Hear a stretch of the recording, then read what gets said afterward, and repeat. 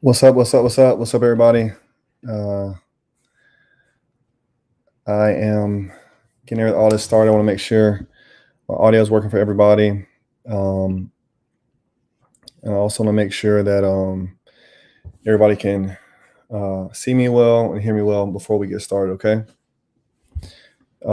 You all can make comments here in the comment section, or you can do a private chat and respond. But right now, if you're live with me right now, I want to know if y'all can hear me. So if somebody would just put a yes in the chat, we can go ahead and get started. Okay. Also, guys, so tonight we're going to be talking about finances. Okay, finances and independent insurance adjusting, and how we can use perfect. How we can use independent insurance adjusting to obviously grow our bank accounts and achieve financial stability. Okay, so I'm gonna be giving you all some examples of some different scenarios that we see when we're adjusting. I got a spreadsheet already set up for y'all. I'm gonna share that spreadsheet with you all after the call tonight. So I'll email that to everybody. I'll put it in the Discord and everything. Also, if you got to leave the broadcast for any reason, that's fine. Everything's gonna be recorded. So if you come in later, you come in earlier, and you gotta leave, no problem. You won't miss anything. All right. So let's go ahead and get into it. Okay. So one thing, guys, that I've seen over the years of adjusting and seeing adjusters get into the business and succeed and get into the business and fail is that is numbers, right? Is the people who make good money and don't keep it, or they make good money but they don't understand what kind of money they're spending, or what their responsibilities are at home and when they're deployed. They often will finish deployment, work hard, make $50 or $60 or $70,000 in a 3 or 4 month period, and they look up at the end of deployment and they got $4,000, something like that. They have a small amount of money, all right, and they're like, well, yo, what happened? Why? I thought that I knew what I was doing. I thought that I was making all this money, right? But in actuality, they even though they got better as adjusters, they didn't get better at finance, right? So if you've never made $100,000 before, $120,000 before, you're used to making 40 or 45 or 50, or even $70,000 a year, you may not know how to keep that kind of money. So the goal tonight, guys, is to get a sense of reality around what kind of money we're making, and then what kind of money we're looking at bringing home every month after we've paid out everybody. Okay, so I'm going to go ahead and share the screen, and we're going to go ahead and get right into it. But before I do that, does anybody have any questions about anything before I go into the subject? Anybody? Because I'm going to be talking for a bit. All right, I'll check in to see if I got questions, but I want to make sure anybody got questions now before I go into this. All right. If nobody has any questions, I'll take that as a time for me to go ahead and get into the sharing. I'm sorry, I'm gonna go ahead and share my screen and get y'all over here. So here's what I want to show y'all. This is a monthly budget. So I call it my deployment budget right here. And this Excel sheet, we assume a few things. All right. So most people last year, and by most people I mean the majority of people, were making $36.50 an hour, because a lot of people working for State Farm during cat season last year. So this is just off of what I see a lot of people do. All right. Obviously, you change your numbers based on the numbers you're going to make on your deployment, right? But in this example, we're going to be going off of someone who makes $36.50 an hour for 40 hours of the week, and then $54.75 an hour overtime for 30 hours a week. That's 70 hours of pay per week, right? That's going to be a $12,410 gross for the month, and then $3,102.50 gross per week. That's pre-tax. Okay. Now, Also, what I want to go over is our tax rate. So our tax rate, guys, I'm putting it at 22%. I think I did 22 or 23%, which got me to the number of, where's my number at? My number is $679.80. That's take home pay. For the month, I'm making $9,679.80. So in this example, again, guys, I'm using national averages. The national average right now is $1,217 for rent. Okay. Your rent might be higher, your rent might be lower. You're going to put your expenses in here on this expenses list. All right. From there, we need to know, I'm sorry, hold on. I didn't put my utilities in.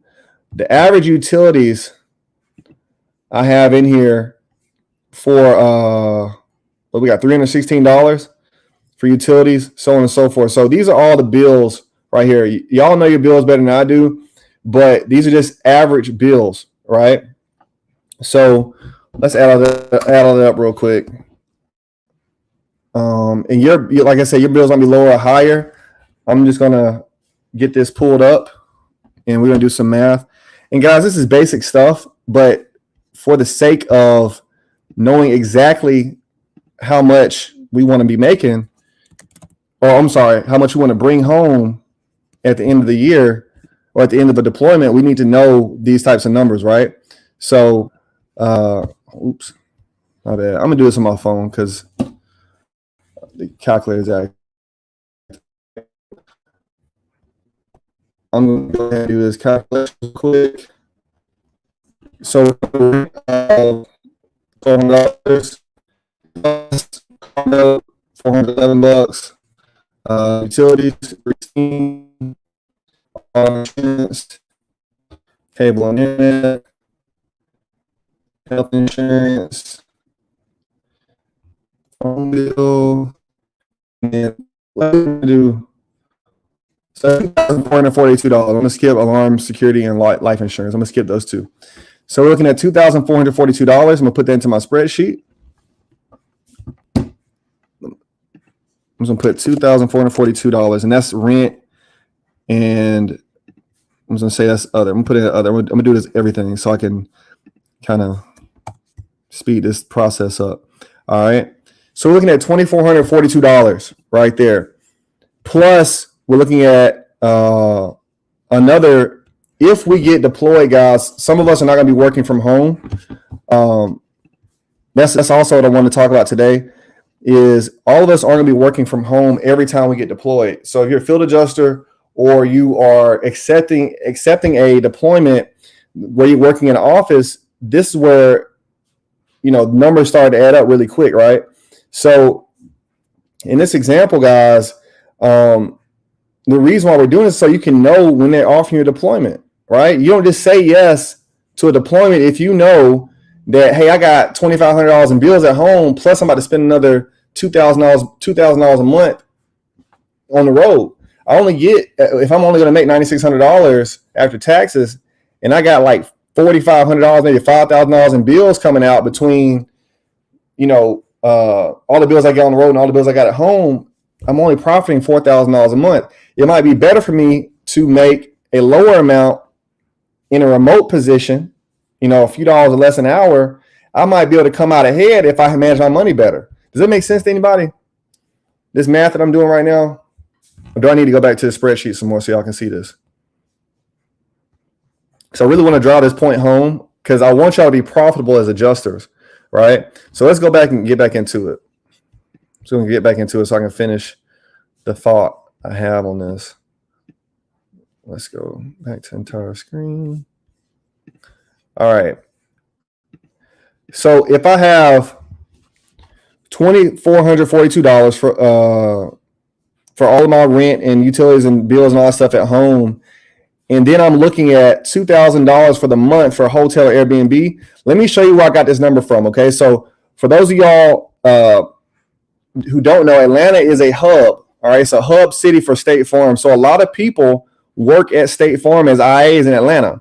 All right, so as we're looking at these different Airbnbs, we see things like $1,500 a month, $700.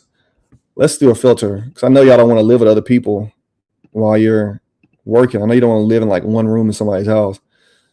All right. So we can kind of see the dollar amounts of a place like Atlanta, right? These bills are going to be comparable with the bills at home, right? Somebody has $2,500 in bills. If you want to live in a decent place, you know, we're looking at $1,700, $1,600, $2,100, right? And I'm going to show you some hotels. So this is a hotel in Atlanta, Wood Spring. So it's not anything crazy. This is for 29 days. What's the price on this?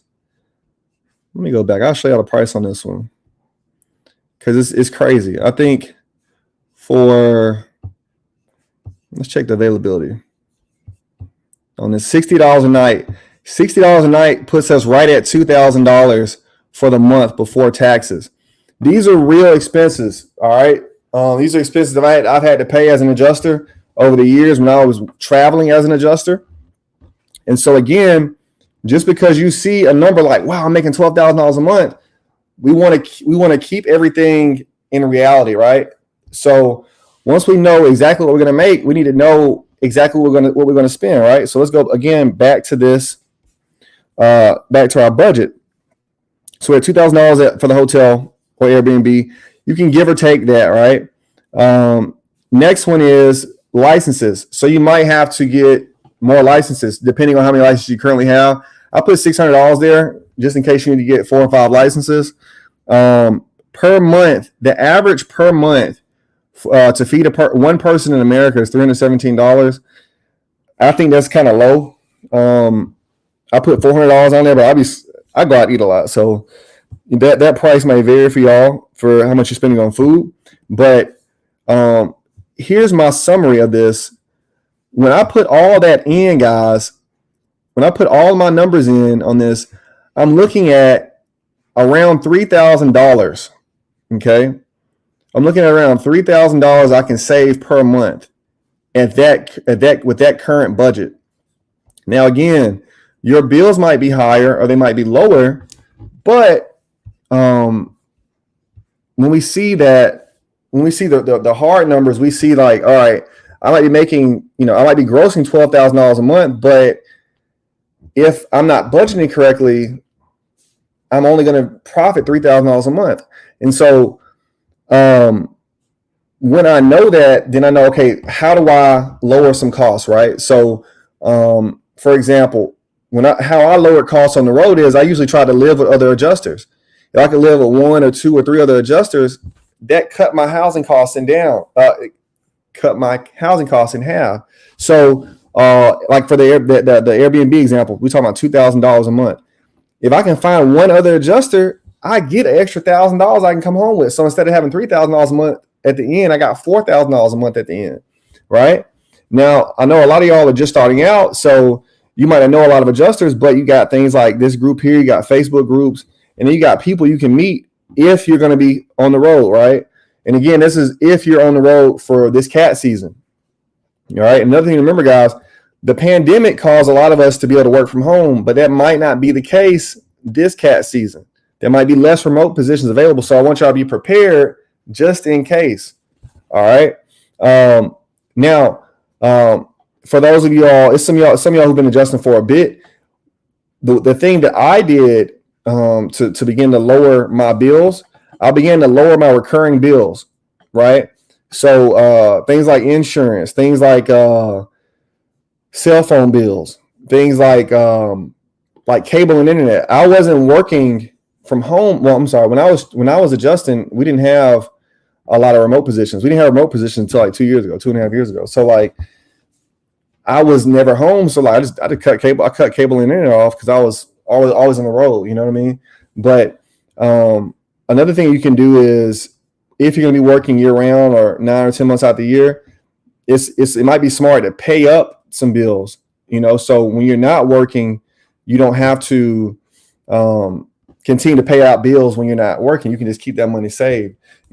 But my advice for you all is when you're deployed, try to keep your bills as low as possible on the road or while you're deployed, right? So if you're outside the home, whether it's being a field adjuster, you're working at an office, you got to be mindful of how much you're spending on food. You got to be mindful of where you're living at. Okay. You want to live somewhere safe and clean, but get a roommate if you can. All right.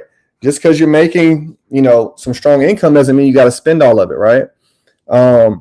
So I think that, if you can get closer to like $5,000 saved every month, and your bills better than I do, but if you can get to a budget where you're getting $5,000 after taxes, after paying all your bills and taking care of yourself for the month, every 3 months you got $15,000. If you're working 9 months out of the year, that's what, $45,000 saved for the year. It's working 9 months out the year. All right. Are you going to be just buying up everything all the time, buying new cars on yourself? No. But every year, if you only work 9 months and have 3 months of 3 months of time off, that's $45,000. All right. If we can save $5,000 every month, making $36 an hour, working 70 hours a week. Now, obviously, we can make more if we're working for other companies like outside of State Farm. We can make more if we're doing field adjusting. We can make more if we work more hours, or, if you got, just a higher income from different carriers. But just in this example, if I worked at a company like State Farm and I did $36 an hour, 60 to 70 hours a week for 9 months out of the year, I should be able to save $45,000 every year. All right. So in 3 years, you're looking at, a little under $150,000, right? In 5 years, what's that? That's almost $250,000 in saved income. We're not talking about investing in anything. We're not talking about buying any property, crypto, real estate, none of that stuff. Or buying, investing in other businesses or having another stream of income. Just literally working and saving your money. You can have a strong nest egg in this business. Okay. But it comes from doing things like this, guys. You got to be methodical. All right. We're methodical at work as you go about handling claims, but you got to be methodical as well about how you go about taking care of your money. Right.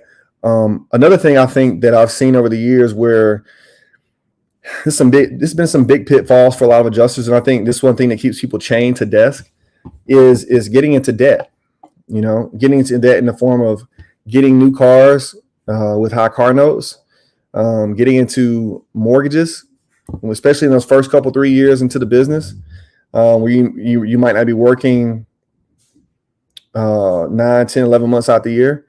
I've seen a lot of people do that, and then they extend the amount of time they have to be an adjuster, right? Because for me, my goal was freedom. I wanted to do this business for a few years, and then I wanted to have the cash reserves to be able to get out of it. I didn't want to have to work my butt off like this, like some of y'all know already. Like, I didn't want to do this for the next 10 years or 15 years or 20 years just to support a lifestyle, I didn't want those golden handcuffs. So, and I don't want that for you all either, unless you just really like this. And so what I did was I took care of my money and I got out of debt. I messed my money up my first year, I ain't gonna lie to you. But after that, I learned that I needed to take my money seriously so I could enjoy my time off. And then also I could take the deployments I wanted to take when I wanted to take them. When we don't take care of our money, and I see this happen a lot with adjusters, and it's happened to some of the students here already, where you'll get in, you work 5 or 6 months, 7 months, you made $75,000, $80,000, and you can't go 6 weeks without a deployment because you've been spending all your money, and that's called income creep, right? So we don't want to have income creep. Ever since I have been deployed, since I started being an insurance adjuster in 2015, I bought the first car I bought since then was 6 months ago. I for 5 years, I didn't buy a new car at all. I paid my car off and I just kept my car for 5 years, and just making those types of decisions. Like when I get a phone, I don't finance my phone. I always try to, pay cash for things when I can. And even now I don't have a car note because I'm like, I don't want anything. I don't want these recurring bills to eat up what I have, because as adjusters, guys, as y'all know, we're not always working. Sometimes we need to self-release. Sometimes it's slow.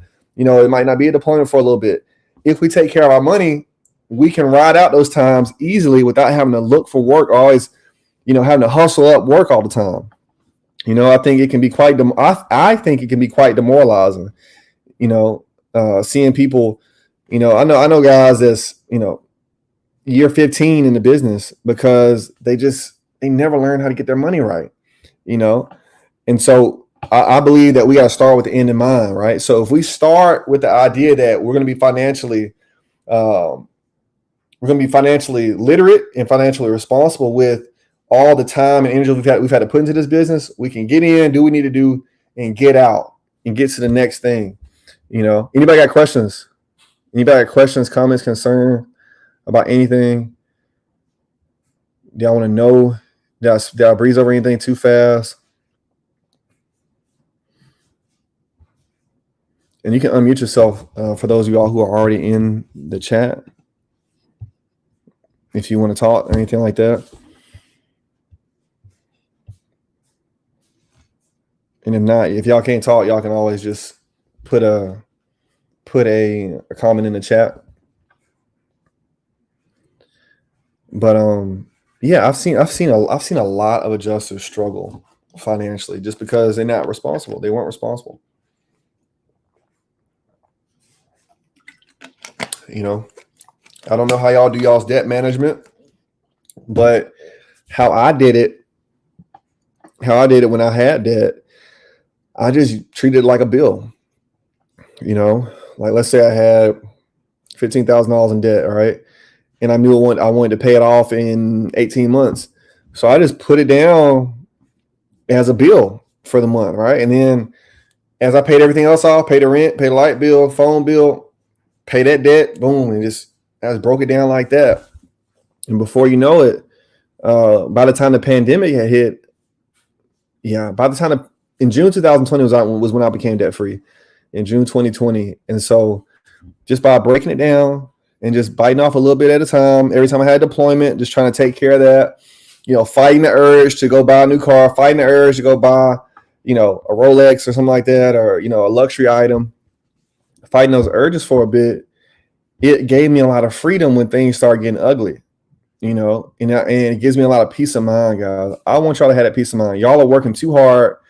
Y'all have sacrificed a lot to get where y'all are now, whether that's, getting your certifications, getting your licenses, getting deployed. You've done too much to not have anything to show for your hard work. You want to hit those first few numbers at first $10,000 saved, first $15,000 saved, first $20,000 saved, so you can start being more flexible. Because I'm telling y'all, it feels great when you can tell a recruiter, no, I'm okay. I don't need a deployment right now. Thank you. You can call me in a few months. I'm good for now. And also what I want to challenge you all, for those of y'all who are going to be working this cat season, I challenge you all to get that $10,000 saved up as fast as you can. Okay. Once you save your first $10,000 in this business, it makes everything so much easier. Okay. Now, one of the ways I did it again is through paying myself first, right? So before I pay my rent, I pay my rent first, but before I pay all the rest of my bills, I pay myself first. So you want to save first and save last, right? So if you're paying yourself first, you always gonna have some money, all right? But if we're always paying everybody else out first, we're always gonna be left at the end with nothing, all right? And that's why I'm not an advocate for people paying debt down, like a huge amount of debt all up front. So like, let's say you got $10,000 in debt. I wouldn't advise paying up $10,000 in debt in 60 days with the current, pay rate. Though we were just talking about that $3,650, making that $9,600 a month after taxes. I wouldn't advise somebody paying $10,000 up that quick, because if you were to get released, after 2 months, okay, you're debt free, but you're still broke, right? So putting people on that minimum payment for a bit and get your chunk of money saved first on these deployments as you get into cat season. Get some money saved first to take care of you first, take care of your family first, and then you pay out the debts and all those other things. Okay. It's a strategy that's worked for me and has worked for several other adjusters that I know of. that have done well. All right. And just because somebody is adjusting for a long time doesn't mean they're not good with their money. All right. But I do know that we need breaks. And the best way to be able to take a break is be able to take a break because you can, not because you got released and you can't find another job. All right. So let me show y'all this again. I'm going to show y'all this. I'm going to show y'all this one more time because I want everybody to understand this.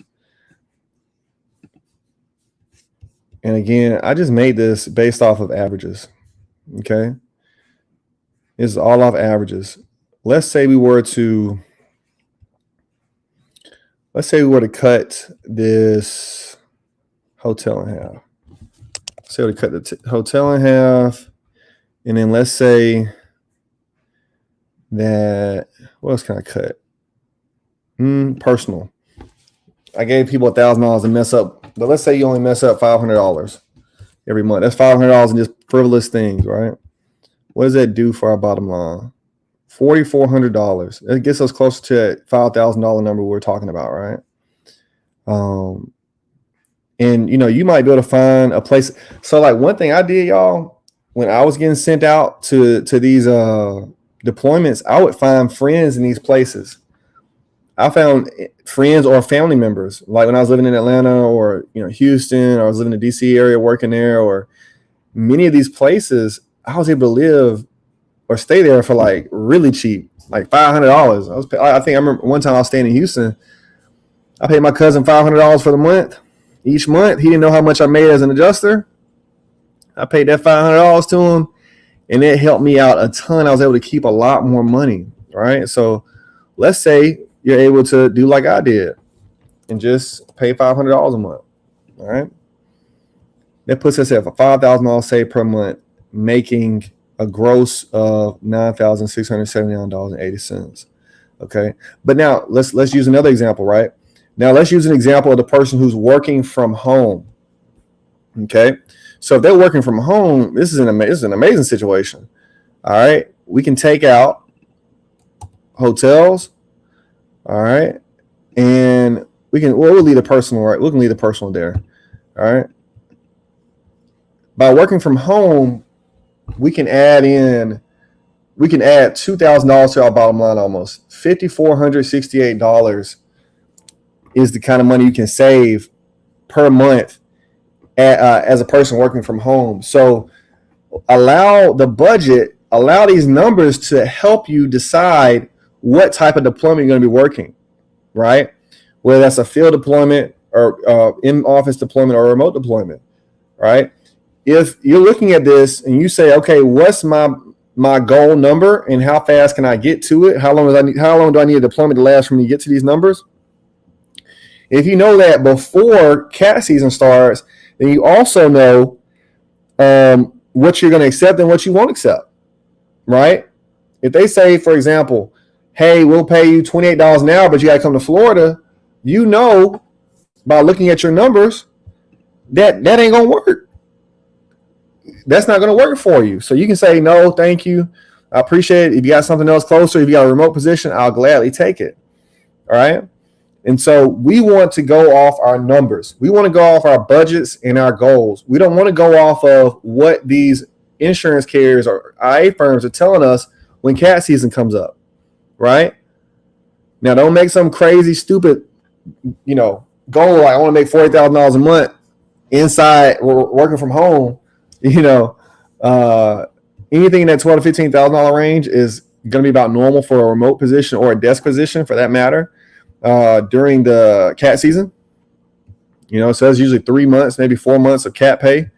But after that, the pay goes down a bit. So you want to know during those hot times, the busy times, how much you can make, right? And so you want to maximize that. So you don't want to just say yes to the first thing you hear. And you don't want to just say yes because it's your first deployment. Like, oh, man, I'm going to go over there, because what might happen is you might go on a deployment and work in office, but your bills are higher at home and you're staying and your bills might be high on the road and you're not making enough money. Okay. That makes sense, everybody?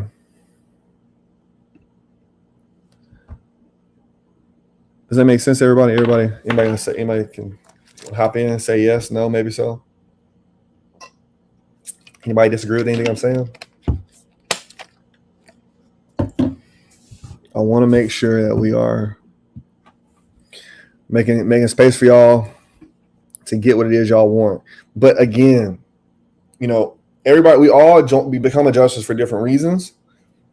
I knew that I wasn't going to do this for no 15, 20 years. I was not going to be that adjuster. I had seen that before, and I felt like it wasn't a good situation, right? And a lot of y'all who on the call are fairly young, right? And, what if you do what we're talking about now? What if we do this plan? In 3 years from now, you look up and you're like, okay, every year I save $45,000 and I still have 3 months off. That's a damn good trade-off, in my opinion. I get 3 months off every year and I can save up $40,000, $50,000. I'm not breaking my back to do it. I'm getting ample rest time. I think that's amazing.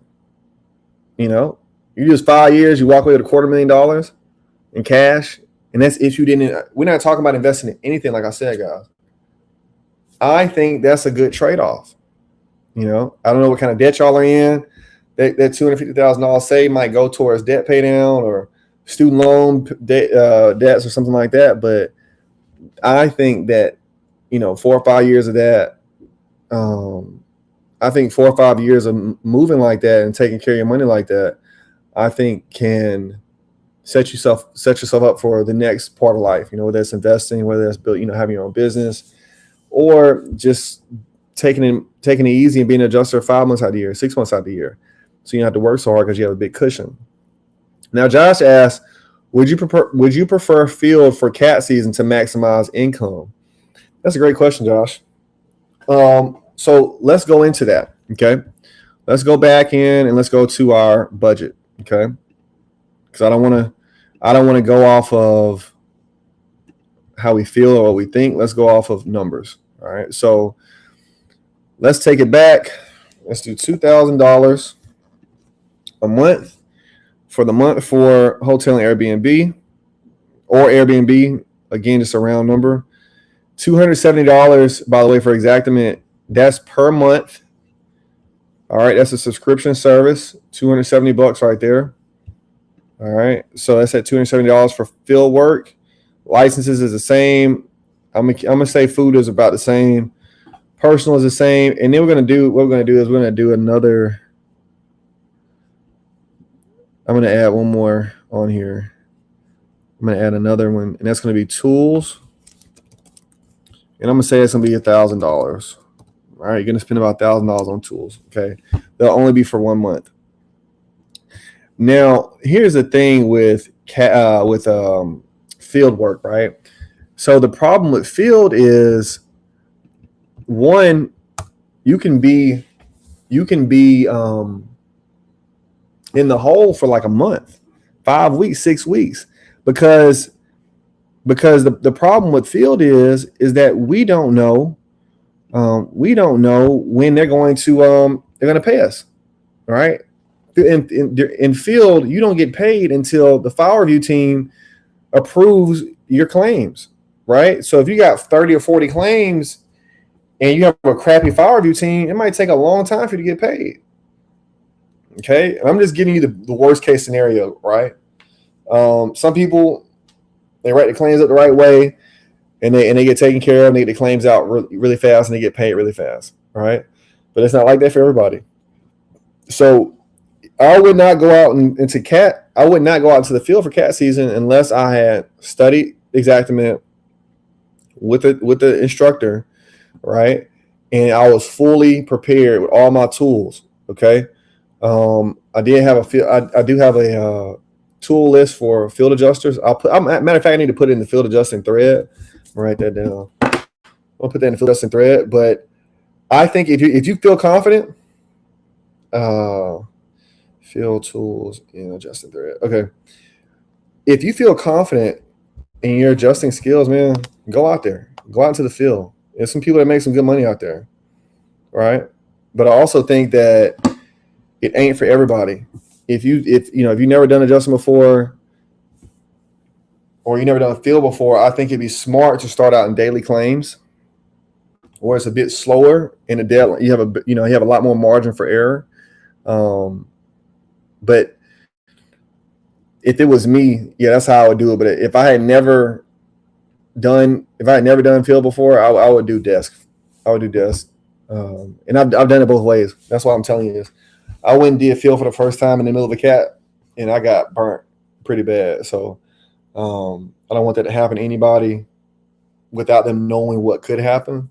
So that's my thought process on it. But field adjusters, they make some good money, but they're good adjusters. They're good field adjusters, and they're fast and efficient. If you don't think you can be fast and efficient in inspecting these claims and getting the claim sent out for review and get them closed quickly, I wouldn't suggest doing it. Okay. But if you're already field adjusting, go for it. Okay. Anybody else got questions about anything while we're here, while we're talking? Did I explain this right for y'all? Do y'all feel confused or anything like that? Because I don't normally talk about money in this way so much with you all. Which brings me to my next topic, which is strategy. So as we get into the cat season, we might have multiple storms like we had last year. You'll be making this 36.50 an hour, and then you might hear another hurricane that hits, and they're paying for $600 a day in New York or in Alabama or wherever. All right, and you're like, hey, we need adjusters, and they're offering you a deployment. And you're going to have that urge to say, you know what, I'm going to leave my deployment. I'm going to make some more money elsewhere. All right. And again, you got to run your numbers, right? Because what will happen is, and I saw this last year, dozens of students did it last year, even though I said don't do it. But what will happen is you'll hear that high daily rate or that high hourly rate, and a deployment will last 6 weeks. And the deployment that you were on that was paying you, $10,000 a month, $12,000 a month, that deployment will last another 4 months. And the deployment that had that high pay rate only lasted for 6 weeks before they start making big cuts. And so I find that during cat season, I get the carrier and the IA firm who I'm going to deal with, and I just work that deployment until the end, right? Consistent good money is much better than sporadic great money, right? So just making $600 a day for 3 weeks is nothing compared to somebody who makes $350 a day for 6 months or 4 months or 5 months, right? So you want to do your numbers. Don't let that initial number get you out your seat and get you going to a deployment where you might not make as much money long term, right? And then also what I find is that people who jump around a lot, they never really get good at systems, right? Because each carrier has a different system. Some use Symbility, some use Xactimate. They all have their own claim system. So if you're jumping through claim systems, you never really get in the groove where you get good at handling the claim correctly, right? And so that's my thought process on it. And I think that you'll be more profitable long term, especially during cat season, by getting in one deployment. Make sure it's good. It's going to help you reach your financial goal for the month. For the deployment or for the year or for that 3-month period or 6-month period, and just stay there. Make it really simple for yourself. But when you start popping around and listen to every IA firm to call you up and offer a deployment, you say yes every time, you're going to work 5 deployments in 3 months and you will have missed out on some money.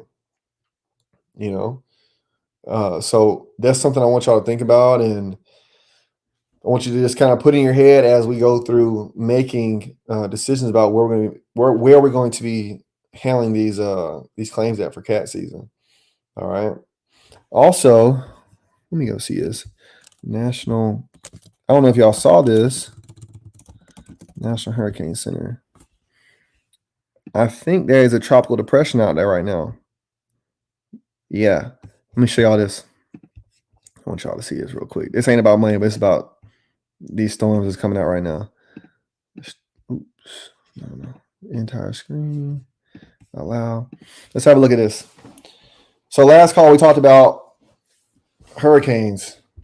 And here we got some right here, right? So potential tropical cyclone, greater than 60% chance. This is off the coast of, I think this is Colombia right here, right? This is not coming to the States, obviously.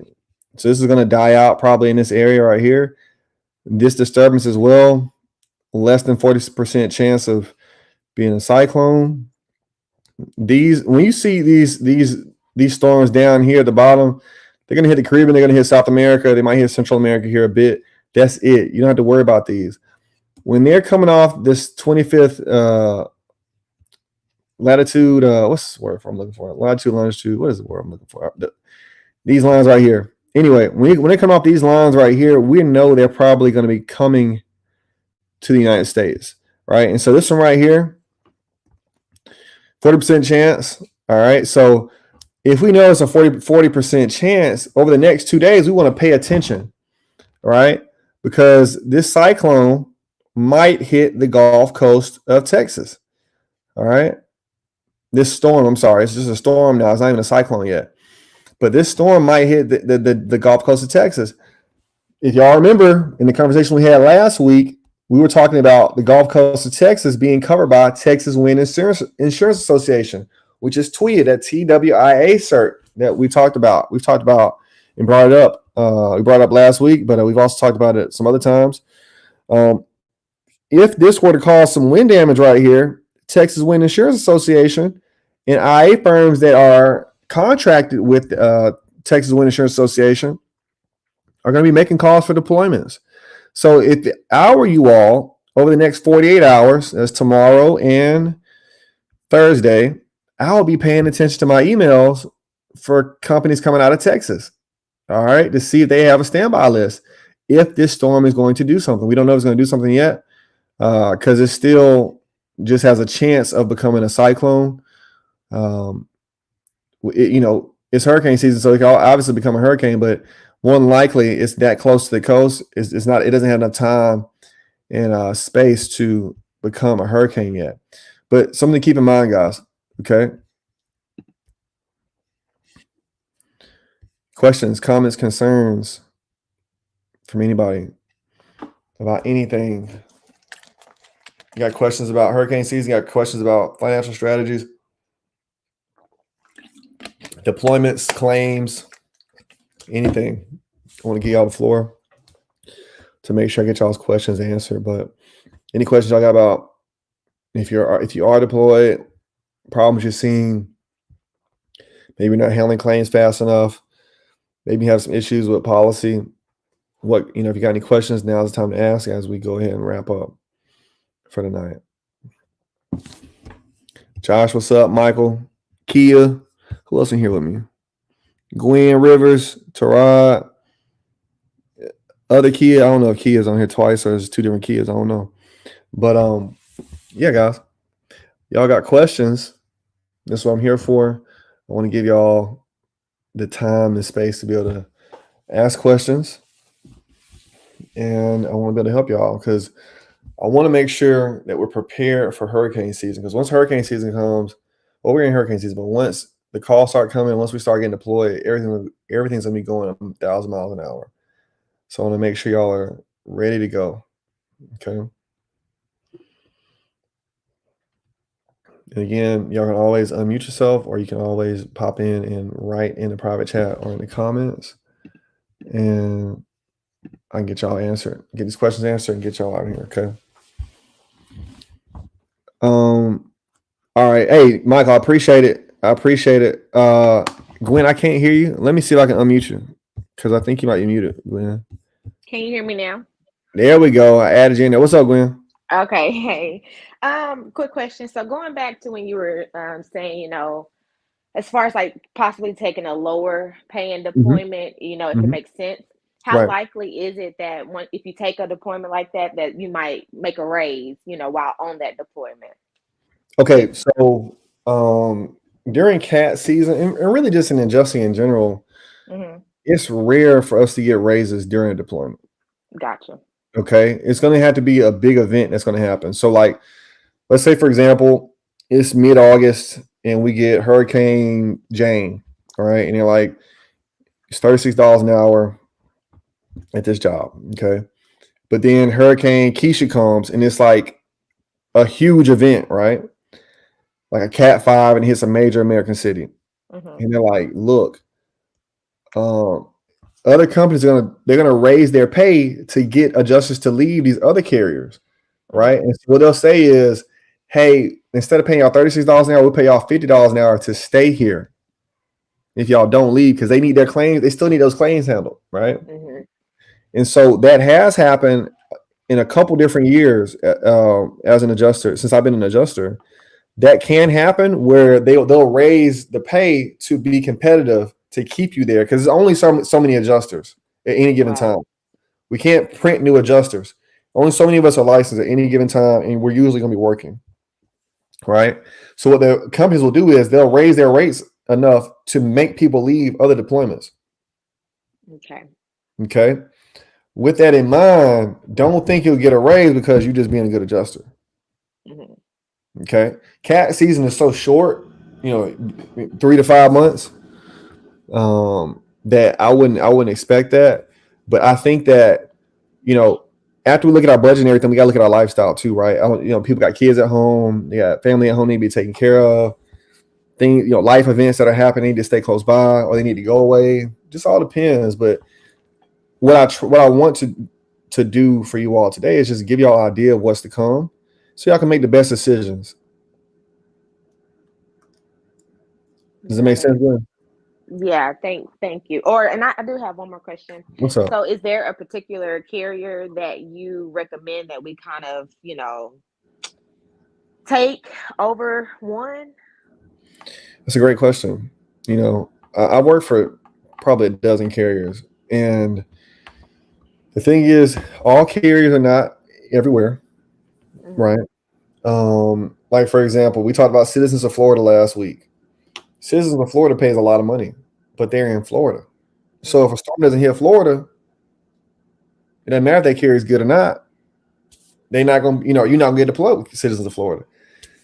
Texas Wind Insurance Association is known for paying a lot of money. But if a storm doesn't hit the Gulf of Mexico and hit Texas, it don't matter. You see what I'm saying? Yeah. So what do we want to do? We want to be good as adjusters. We want to be good, skilled adjusters.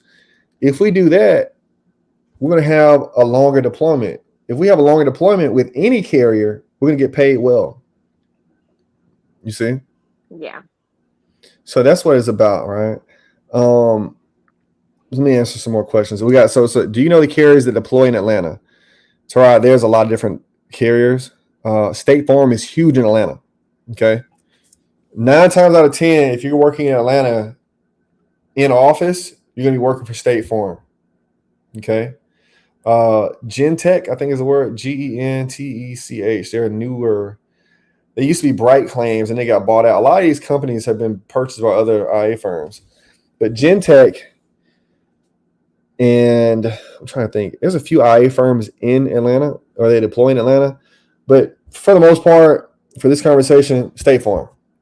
Okay. That's who's gonna be deploying in Atlanta for the most part. It's State Farm. Okay. I've lived in Atlanta, I've worked in Atlanta, and basically all my adjuster friends were working at State Farm when they lived and worked in Atlanta.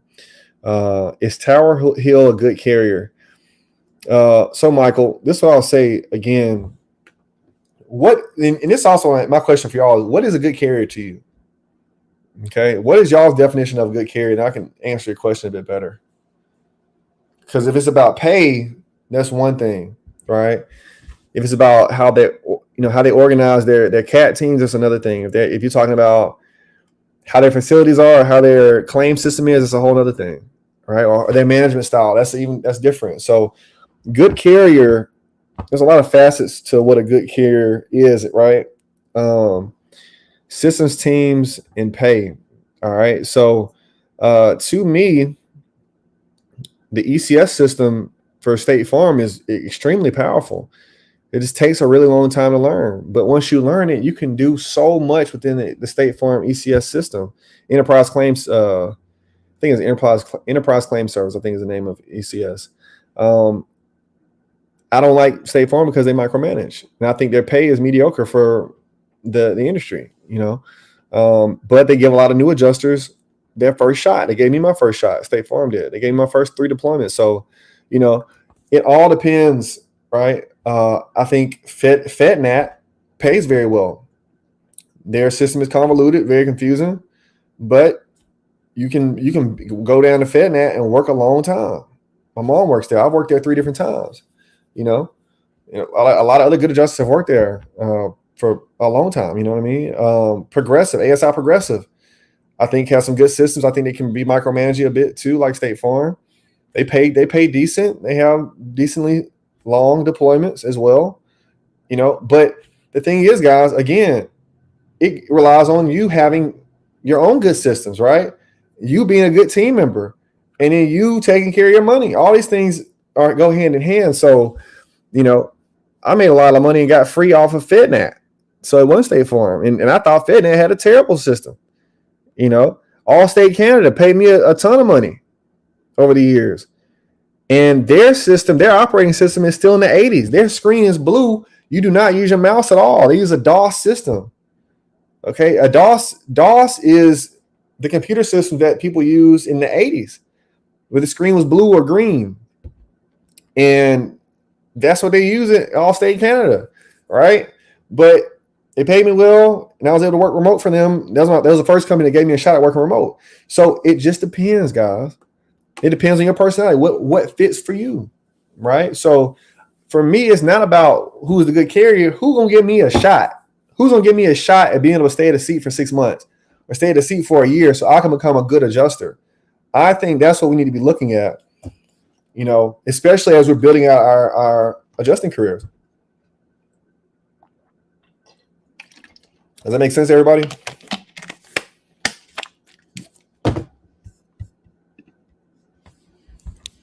Yeah. I really, I want y'all to be good adjusters. So wherever you are, you can make the most money you can and learn as much as you can.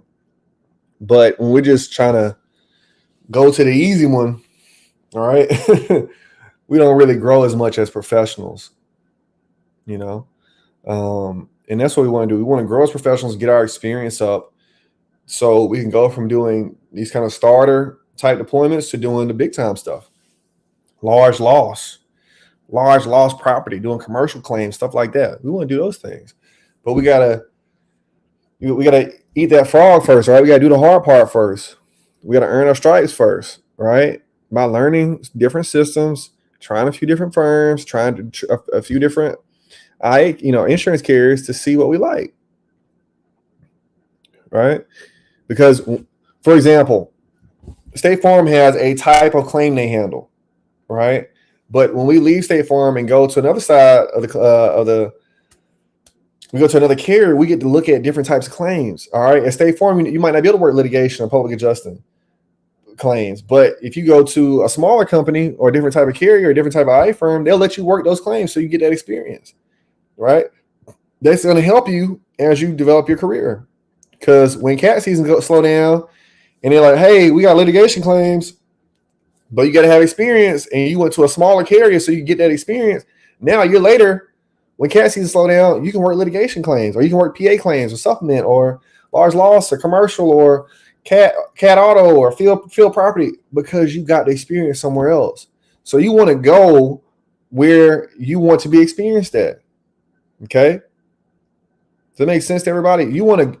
So I'm starting out as an adjuster. My first 3 months, 4 months, 6 months, but I know I want to do this for the next 5, 6, 7 years. Let me get the prerequisite experience now as a new guy, a new girl, you know what I mean? As a new adjuster. Let me get that experience now. So I look at year 3, year 4, and I'm doing $150,000 every year easily because of what I did in the first year or 2 or 3 years. Okay. Again, guys, I'm not teaching y'all this business for y'all to be in this business the next 30 years, grinding your face off. We trying to get in, do what we got to do well, and then make a decision at year 4 and 5 whether we want to stay in the business or we want to build out our own business doing some other things. Okay. But we still got to be good as adjusters. Okay. It's not a cash grab. It's not the lottery. We're going to earn all this money. So we're going to earn it. We're going to earn it by doing really good work. We're going to get really good by getting experience. And so try a few different carriers, try different firms, try different types of claims, and you'd be surprised where you'll end up. Okay. Questions, comments, concerns. Gwen, you want to unmute yourself? You want to talk? Anybody want to talk? Anybody have questions about anything? I am down. We don't got to just talk about the finance stuff now. The floor is open. Whatever y'all want to talk about.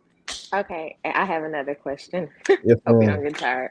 No, you So good. I'm actually doing I took a job and I'm doing content creation. Mm-hmm. And I just took it, just to kind of get my feet wet and get some kind of experience. Mm-hmm. And as far as like the claim, like the claim load and figuring out how to balance it, Mm-hmm. I find myself like not it's like it's never ending and it's like I'm getting pulled in every which way. So it's like Yeah. how do you come up with, like some type of The system. system to prioritize these claims Mm-hmm. because man, like it's like I feel like excuse me, I'm eating. I feel like You good. it's never ending. So I feel like, okay, Right. when this is time for me to clock out, am I supposed to answer calls? Because, then I have to think about all of the different, like I just got an email now. Like I have to think about all of the different time zones. So people, it might be earlier for Mm-hmm. somebody else, but it's late for me. You know, is Mm-hmm. this how, catastrophe claims will be as well? Like, So how long you been adjusting now? well, I just got my license back in January, and I just started this job back in May. So you're month two, right? Hmm. All right. I'm gonna let you in on a little secret. All right. Don't tell nobody. Okay. It don't stop. Okay. And that's how it is. Okay. Gotcha. It's gonna be a never ending flow of claims because the claims keep happening. That's people keep having accidents, weather keeps happening, things keep breaking, right? Hmm. That's the first thing. So just accept it. Now we know that the claims don't stop. We do know that Gwen needs sleep, Gwen needs to eat, and Gwen needs to handle her claims in a timely manner. Is that correct? Right. So then how do we go from there? So then we have our system. So next question I got for you. Have you looked at the essentials of claim handling? No, I don't think so. All Is right. that the one of your courses? It's one of my courses. This one I'm gonna do. All right. Everybody that's on the call, let me write this down. I'm gonna send y'all an email now. When we got the call, essentials discount. I'm gonna give y'all a discount on this. I think it's $97 usually. I'm gonna put it for $25 for y'all. I'm gonna email that to y'all so y'all can have this to accompany the video. Gwen, get that course. It's an hour and a half long. I'm doing role Uh-huh. play Okay. and I'm going over how to handle your claims. Okay. Okay.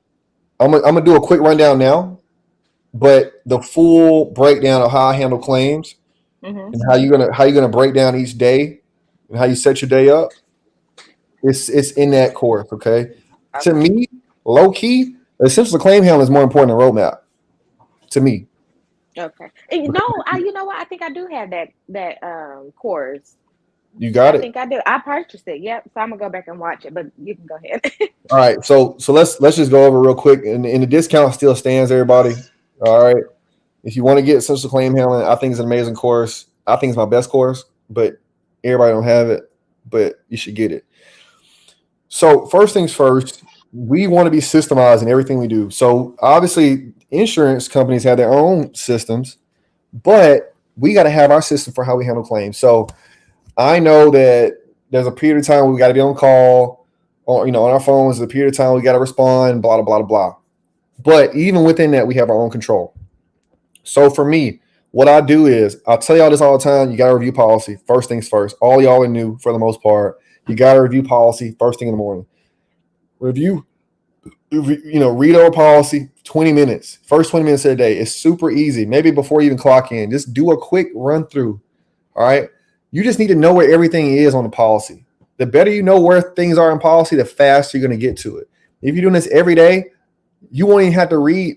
You'll just know exactly where that thing is in policy when an insured starts to argue with you, or an agent or your manager needs confirmation about something. You can just go straight to where policy is.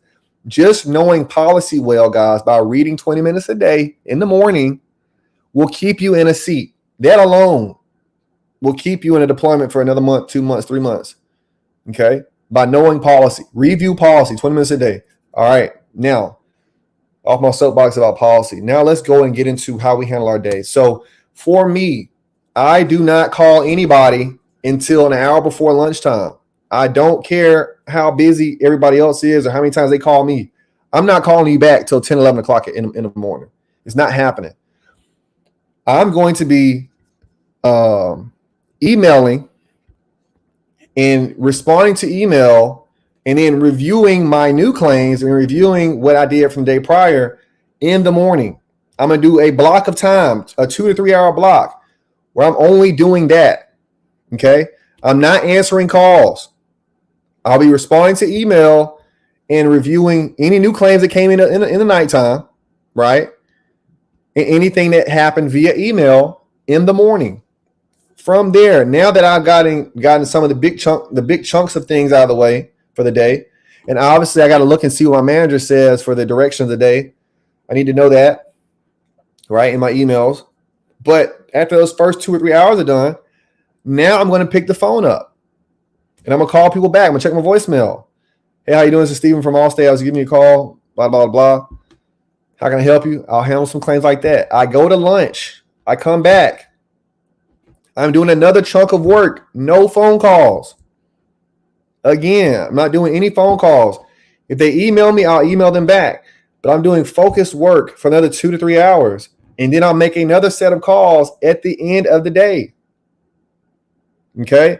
Now, how I get people to not call me all the time is when I first talk to my insurers, I let them know, hey, this is a very busy call line I have here.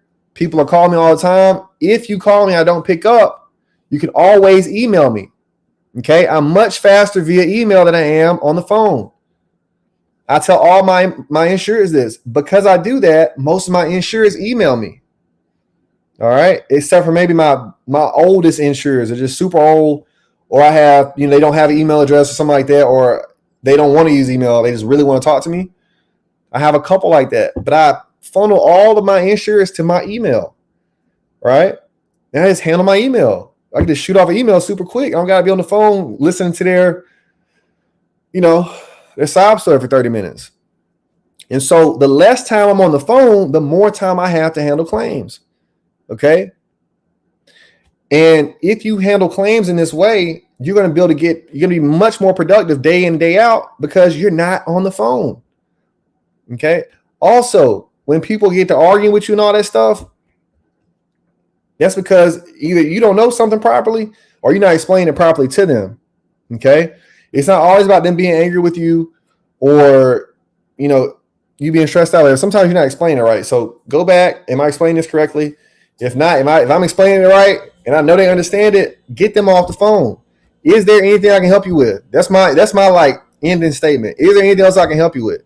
No, but y'all need to pay me now. Is there anything else I can help you with? If you've already explained what needs to be explained, I repeat, is there anything else I can help you with? And they get the point. All right, bye. They get, all right, talk to you later. Have a nice day. We'll talk another time, blah, blah, blah. However you end the call.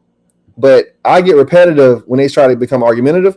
I get repetitive when they try to get loud on me, anything like that. Or when I need to get off the phone, I get short with them and I get them off the phone because for me, we can't handle claims talking on the phone. We handle claims by being off the phone and reviewing policy and reviewing the claim notes and reviewing the damages to the property via the estimates. That's how we handle claims. We don't handle claims tongue wrestling and jaw jacking. All right. I go over that. I'll go over all that in the sense of claim handling, guys, in way more in depth with better examples. So, Gwen, does that answer your question at all? Yeah, it does. Thank you. Now, Gwen, for the record, I did contents for 1 year. Mm-hmm. Okay. Now with contents, the thing about contents is it's just slow. Am I right? Is it slow for you too? So okay, Is it so tedious or what? the thing of it is I'm not even doing adjusting work. I'm just kind of working alongside with the adjusters. Now tell me what you're doing. Explain to me what you're doing. So it's a content creation job, and so basically, we get claims from all different carriers, Mm-hmm. and if there's like it's a property, it's strictly property. Yep. So of course you know that. And Mm-hmm. so basically we just get the claims from the adjusters. They tell us, create like an inventory, spreadsheet, or apply like 50% depreciation. They Right. give us all the instructions. We source out like a desk, adjuster, or like a field rep to go out if it's an on-site. And so basically I'm just the middleman basically between the adjuster from whatever carrier we get it from, and then I know what you do. I know what you do. yes, Okay. yes. I know what you do. All right. Yeah, we ain't do the same job. I did mine was a little more No. complex than yours. But even with that, so like, look, you're paid for the time you're paid for, right? So if you work from 8 to 5, you don't pick the phone up at 5:30. Okay. You let it ring, talk to them 8 o'clock Yeah. because you're not getting paid for that extra time. You got to have a break. But Gotcha. even with that, the essential claim handler is going to help you out a lot. Okay, and it goes for everybody. Like, I find that people who keep messy desks are inefficient adjusters because I get to see their notes. I work with them. You know, I find that people who talk a lot to their friends, they get up and chat with people on the phone. I'm talking about their personal friends, not talking to people on the phone at work. I find they're inefficient adjusters. People who watch TV while they work are inefficient adjusters. People that you know always texting are inefficient adjusters. They make mistakes. All right, and I go over that in the course. But like, if you're gonna do it the right way. Put your phone up. Don't talk to other people a lot, and try to stay seated. If you can just literally do that, you're going to be a much more productive adjuster. Because what will happen is, if you're constantly getting up and sitting down, it's little things that you forget.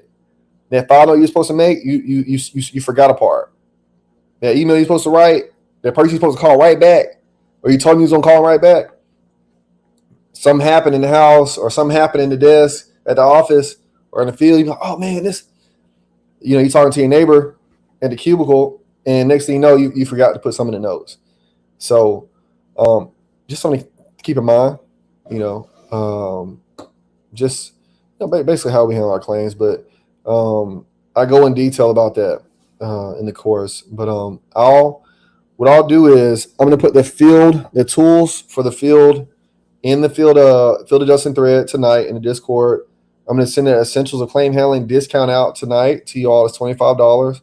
I'll email it out tonight. I'm going to put this video in the Discord group once it finishes. Once I end the broadcast, I'll just put the link in there for anybody that might miss some of it or might just join. Okay. And what else? I'm also going to put the download link to this budget sheet that you can edit for yourself. I'm going to put that in the group as well. But are these calls every week? Are they helping y'all? Are these good for you all? Yes. Y'all like them? Because what I want to do is I'm doing a few to start off, and then I'll start having guests in as well. So it won't just be me doing this. I'll probably do another one or two, and then after that, either I'll be interviewing people or we'll bring people in for y'all to ask. Okay, ask questions about different things. I'm bringing in field adjusters. I'll be bringing in some auto people. I'll be bringing in some exactament help. I need to low key. I need some exactament help like next week. Low key, I got some friends that they're really good at exactament. I think I need to bring one in for y'all so y'all can take some notes, and kind of get a head start on hurricane season. But I got a bunch of people that are gonna be helping y'all through these coming weeks and months. All right, but the main focus for you all is I want y'all to be great. Okay. Uh, I got a call from Best RS today. I'm sorry, not Best RS. It used to be called Best RS, but the Best Claim Service, and they want to collaborate with me, and they want me to send them adjusters, to be deployed. So I'm having a call with them later on this week, and it might be a good thing for y'all. That's somebody who could. That's an IA firm that could be getting y'all right because y'all came here and y'all doing the things y'all doing with me. Y'all getting trained up. they want to work with us. So that's going to be a great situation for y'all. I'll talk to them. If what they're saying is good, I will definitely send all y'all, as many of y'all, to them for deployments. But I want to make sure that when I send them, that we're getting hired. I'm not just sending y'all over there just to, bug the recruit over there. If we do this, I want us to have a certain amount of people we can send over there. Hey, look, I got 20 people and they're ready. You know what I mean? And we can go ahead and get deployed. So I'll talk to them. I'll talk to them once already today, but we'll do a call later this week and see if we can do that. But that's just a testament to what y'all have done with the information I give y'all. That's not achievement for me. That's an achievement for you all and for our group. So that's amazing, and I'm just happy for y'all. I'm excited for y'all, and hopefully we can make it work. But anyway, guys, that's it for tonight. I appreciate y'all for staying on so long. Thank y'all for paying attention. I appreciate all the questions, and I'm gonna send everything, all these resources out to y'all in the next 15 minutes. All right. I'll talk to y'all later. Y'all have a good night, and I'll see y'all next week.